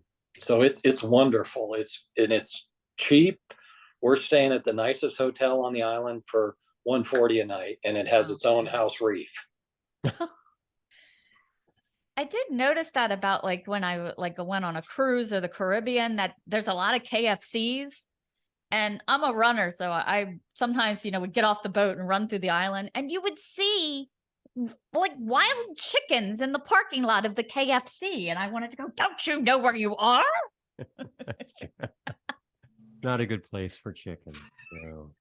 Yeah, I've noticed that too, because we've done like the metal cruise, and yeah, you see KFC everywhere. It's really weird. I don't quite get it. So I would think you're in kind of hiking country there where you live, right? There's a lot of hiking and stuff. Yeah. Yeah. So I was wondering, are there hiking posers? Are there people that just wear the garb and don't actually hike the same way that? Yeah, because like you go to the gym and there's people that are wearing the clothes, but they're never doing anything. Are there hiking posers? I've always wondered this. 100%. Yeah. I He's see got him the every boots, day. he's got the jacket, the North Face, but he doesn't do shit. Yeah. Yeah, because I go over to the woods every day, and then if I want to drive 5 minutes, there's like a serious hike that'll take you to a World War II aircraft wreck. Oh wow! And, yeah, the more serious hikes, you see people wearing $1,500 worth of clothes that turn back after 10 minutes. Exactly. All right, I had a feeling. Yeah, because it's so fashionable. Yeah. Yeah, that stuff's expensive. I went to look at it the other day. It's $1,500 to get a cool hiking clothes. Right. Almost too nice to get messed up by hiking. Yeah. Right. Oh yeah. Because if you're out there hiking some of the hardcore trails, you're going to get very muddy and dirty. Oh yeah. All right, so I had a burning question. What is that creature on the Metal Meets the Ice tour? That kind of, it almost looks like a wild ghoul or dog. Yeah, that's from the Hallowed. They're called, there's two creatures in the Hallowed. There's one called the Jaw, and they just give collective names to these creatures. There's one called the Swarm and one called the Jaw. The Jaw is similar to a large hyena, and they live in a pack, and they have the ability to stand upright and slow down their body vitals in order to ambush any person coming by. Oh, wow. So they will hide in the dark, standing there motionless for hours. And if a person walks by, they will just put all their weight down on them, and then they'll howl for the pack, and the pack will come eat them while they're alive. Very gruesome. Wow. And if you hear the sound they make is on the Hallowed, I think it's before Onward We Toil. It's kind of a creepy howling sound. I didn't know what that was. That's what that is. Yeah, I worked for I probably worked for about 3 days on that. I tried to pretend I was working for a horror movie and needed to come up with a kind of a different howl sound. And what it is, it's an Aztec death whistle, sort of pitched down and flanged. Wow. You'll have to come up with a suit for this guy and then put him on stage behind you. Oh, that would be cool. I wish we had the budget for that stuff. We do have a giant 25-foot version of the album cover that we're going to put behind us at Bakken. That's cool. That's going to be, and then in front of our amp stacks, we're putting amp stacks from the Hallowed, so they're all frozen, and some of the speakers are blown out. That's awesome. Oh, So wow. that's our extent of a cool stage show. I mean, it's nowhere near any of the big band shows, but it'll be all right. Well, who knows? After your mandatory 5-year wait, maybe this will be a major motion picture, right? You know. Oh, that would be so cool. I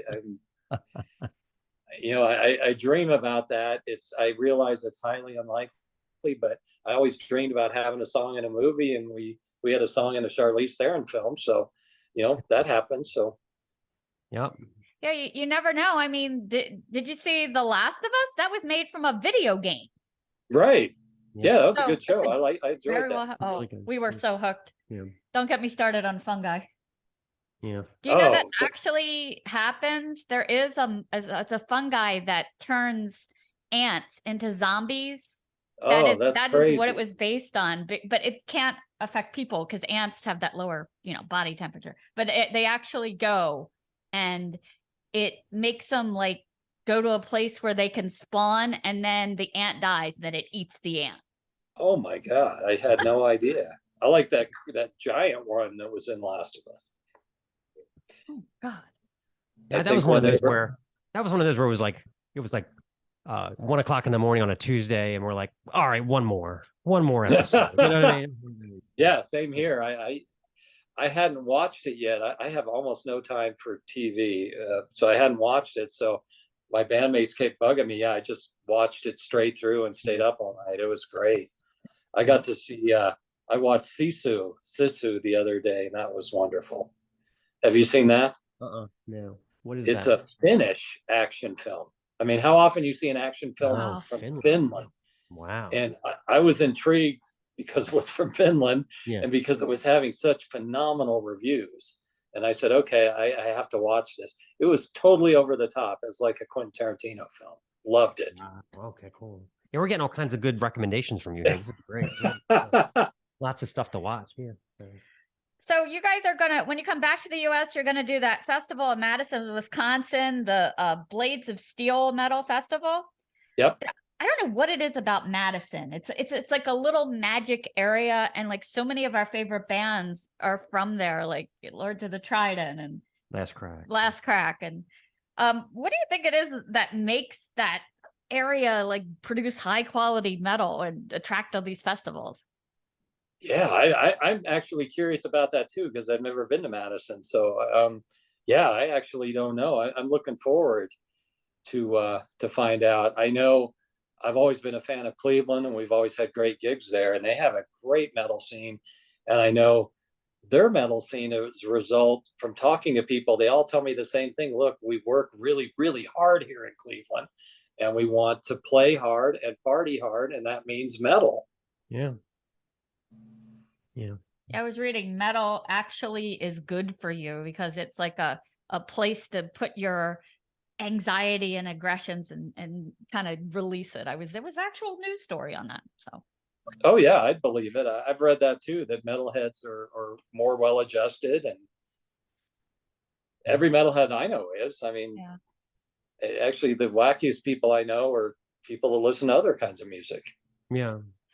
Yeah, I don't remember anybody throwing themselves at the feet of Michael Stipe, when I was at that show, There weren't any fanatical REM fans that were crowd surfing. I know a couple of people that are big dance music fans, and they're really obsessed with the beat per minute. Oh, yeah. I'm like, no, I can't have this discussion about why 130 is great, but 131 is completely wrong. Yeah. So are you planning more U.S. tour dates after Madison?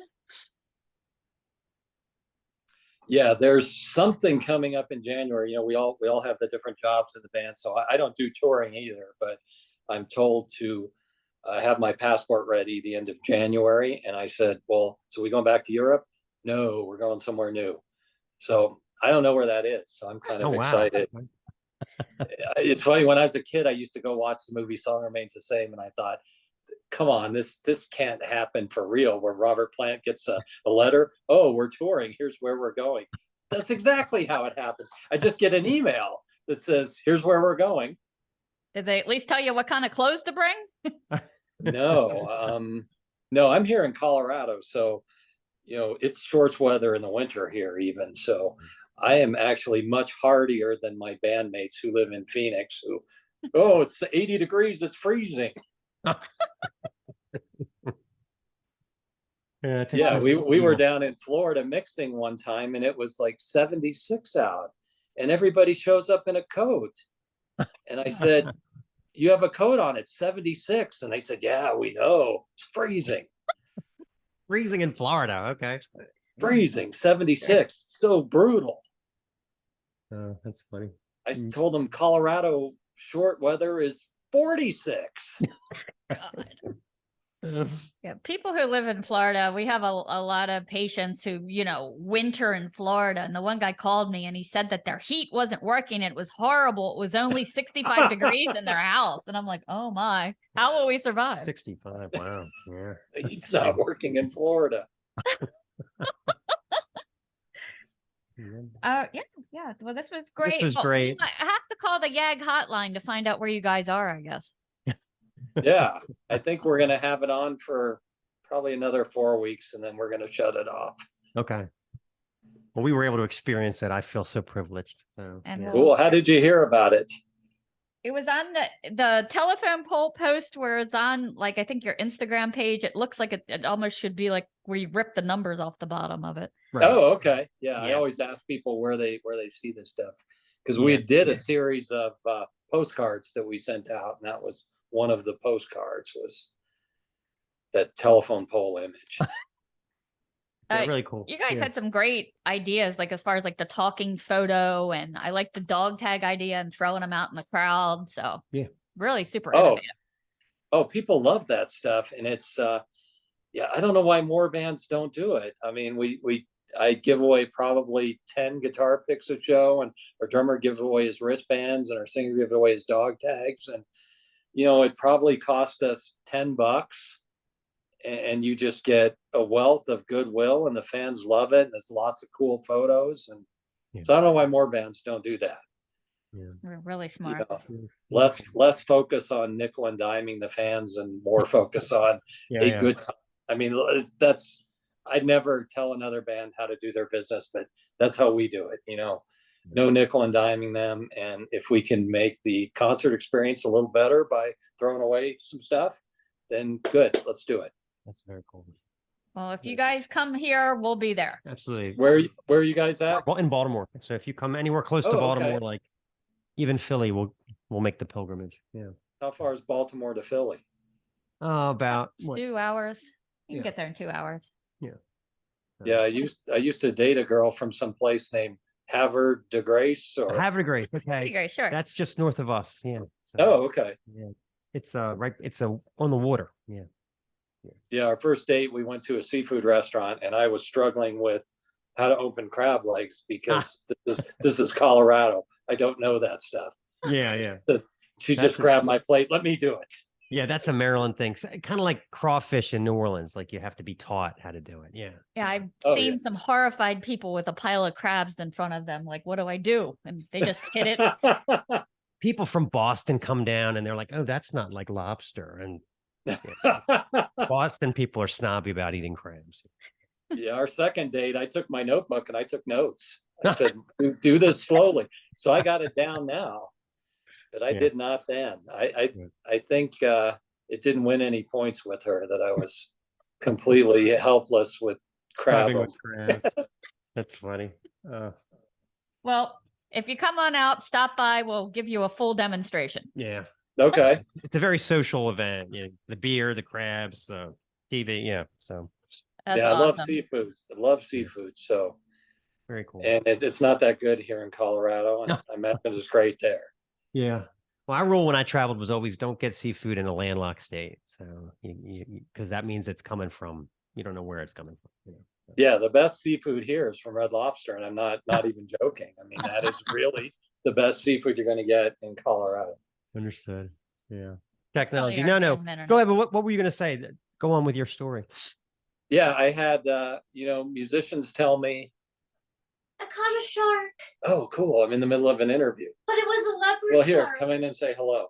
Oh, my. Well, here, you got to show yourself on camera. But I didn't do my hair today. No, just for a second.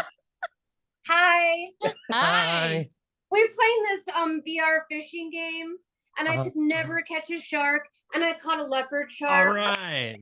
So I'm psyched. I had to tell Mark about it. I didn't know you were doing an interview. No, that's okay. But That's okay. yeah, I caught a leopard shark, and it was super exciting. It's like the best thing I've done in like a year.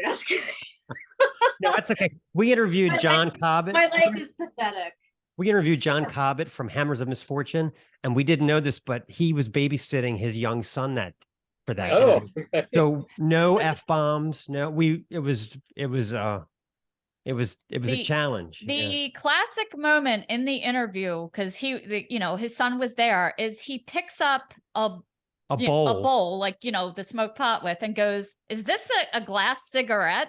Yeah, and so John, all on camera. it's on the show. John has to explain to him, no, this is for medicinal purposes. This is adult medicine. Yeah, so That's cool. yeah.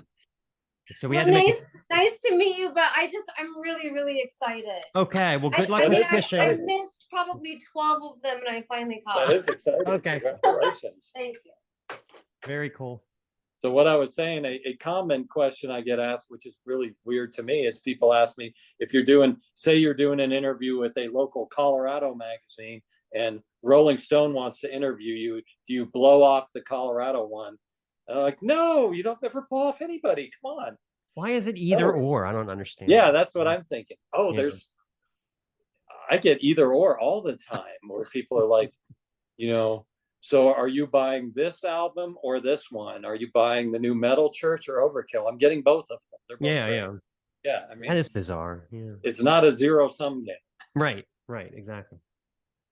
Oh, well, congratulations on her catching the leopard shark. Now we got to get her out in a real boat. She'll get you some real seafood. Have you guys ever tried that virtual reality stuff? No. No. It looks wild. Oh my, it's shocking how real it is. Yeah. Oh man, I made fun of people in virtual reality because I would watch videos and people could not step off a cliff. And I'm like, come on, I could step off a cliff. I would know. So I got my virtual reality, loaded up the steep cliff, and my feet would not move. My mind is saying, this is fake. This is fake. You're in your living room. Oh, wow. And I knew intellectually, I was in my living room. My brain would not let my feet step off that cliff. I had to think about it for about 10 minutes. So now I can step off the cliff. Wow. That's wild. Well, I mean, on the fishing front, I've had 3 bosses that had boats, and all 3 of them, their wives hated the boat. So there's something about having a boat. It's a lot of work. I think it's because it becomes your new wife or something, and they feel neglected. Yeah. Yeah, lots of maintenance and upkeep. My girlfriend you just met, she had a boat for a while, but she sold it, I guess 3 years ago. Yeah. I mean, I want to be the guy that just comes and visits the boat. Like, I'll bring 6 beers, and yeah. and then I don't have to do the barnacles and all that.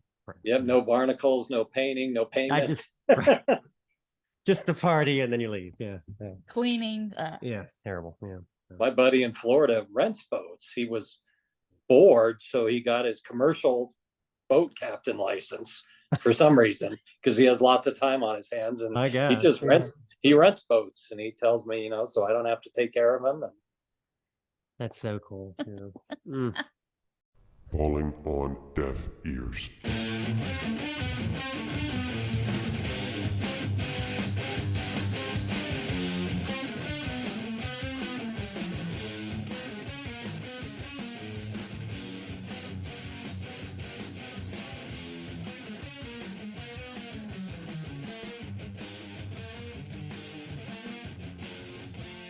All right, Deaf Ears 1. I'll let you introduce this one. Okay. Deaf Ears 1. Actually, I love all of these bands on Deaf Ears. And some of them were new to me and already on my repeat list. Deaf Ears number 1. This is Vermilion Whiskey. Crimson and Stone is the new one. You're 1 in Vermilion. So Sammy from Goathorn told us on the show that the bands that we liked from Louisiana, we'd only heard the good ones, that there were lots of shitty ones. This isn't one of them. Let's add this to the fold of great Louisiana bands. Lafayette's Vermilion Whiskey. By the way, Vermilion is a brilliant red color. Thank you, Google machine. Apparently, these four have been violating noise ordinances in dive bars since at least 2013. Crimson and Stone being their third full length, and it is a barn burner. Yes. It's stacked with cadaverous blues and flawless guitar solos from Ross Brown. The real secret sauce is vocalist Thaddeus Riordan. His stone ground croon is like a combination of Anselmo and JB from Grand Magus, adding a lot of soul and grit to these 9 songs about witchy women and poisonous cocktails. Most of these tracks explore a sludgy mid-pace like the bruiser Hollow, backing into a lyrical solo from Brown at the last minute, complete with harmonies. Atrophy bounces along, perhaps on the album's best riff, sounding very much like Prime COC. But the 6-minute Dissidence is the one I keep coming back to. Yeah, that's good. Riffs starting and restarting. Riordan's vocals taking command in a goosebump-inducing sort of way. There's more to these guys than bar fights and motorbikes. So get over to their Bandcamp page and grab a copy of Crimson and Stone, because the vinyl comes in like 6 different splattered colors. Really does. And the cover art Very cool. Yeah. is like this medieval guy smelting. It's amazing. So let's play a song. This is Hollow.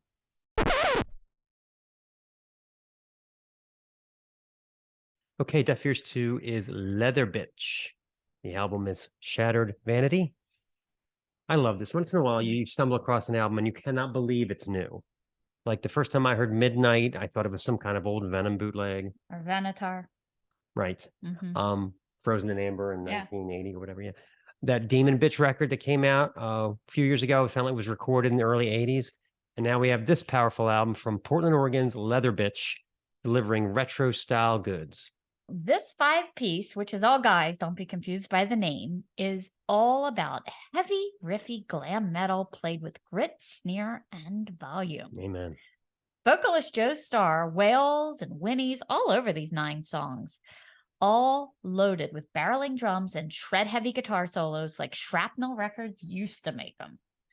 Yeah, there's definitely an analog vibe to this recording. The drummer's name is Rand Crasher. Yeah, I know that's how he listed it. He dials up a really earthy snare and bass tone. I really like it. It's like the band was all recorded in one big room. From the very first riff of a track like Morphine, cycles through all manner of drum violence and testicle vice crooning.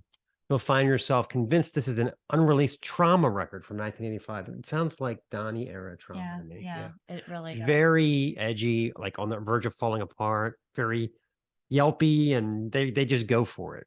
So there are rough edges and hairy spots that stick out all over this thing. Yeah. But the band is steamrolling so hard, the formula actually works magnificently. Yeah. Cuts like Betrayal and Shadow Mistress straddles the line between speed metal and hard rock like Tawny Katane on the hood of a Jaguar. Rest in peace, Tony. She was a bad girl. Kudos to the folks at Shadow Kingdom for digging up this bunch. Leather Bitch will steal all your gasoline and huff all your household cleaners. Definitely another dirty one. And it was hard to find them on Instagram because they're not under Leather Bitch, they're under PDX Sleaze Metal. Okay. So I was like, oh, there they are. All right, so let's play a song. This is Shadow Mistress.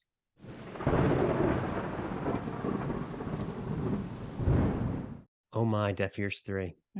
Near and dear to someone's heart. Sparks has a new album.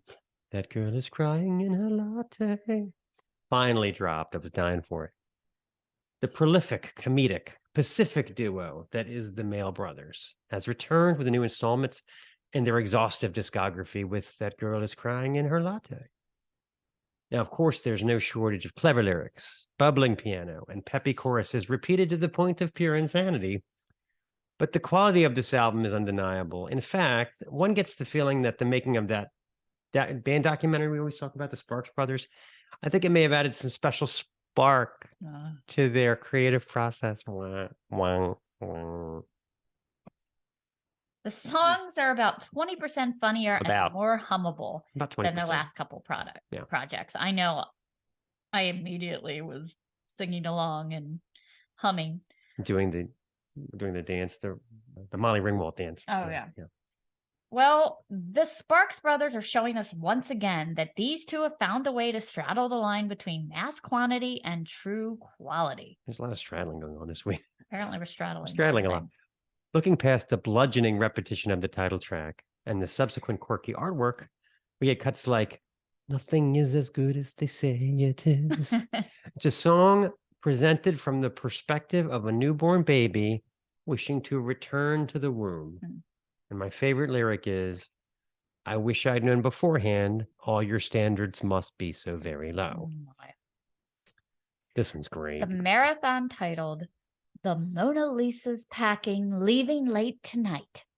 This is a horn-infused stomper. Apparently, the years of endless smiling have worn her out. She's done. Yeah. The most addictive track goes to Escalator. Yeah. Kind of always We're going to play that one. reminds me of a calliope or a merry-go-round, old-fashioned. It's a flickering synth pop gem with textbook Ron Mail wit. "I'm going up as she's going down. One fleeting glance, there ain't no chance."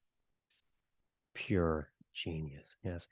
I love that we fit Iron Maiden, Jag Panzer, and Sparks on the same show. We're really rolling nowadays. Well, as I told you, it was an epic show full of classic legends. That's right. Even got Edgar Allan Poe and Genghis Khan involved. So let's play Escalator.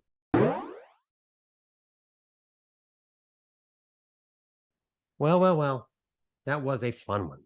Yeah, My goodness. we had a lot of paninis and legends, and Yeah.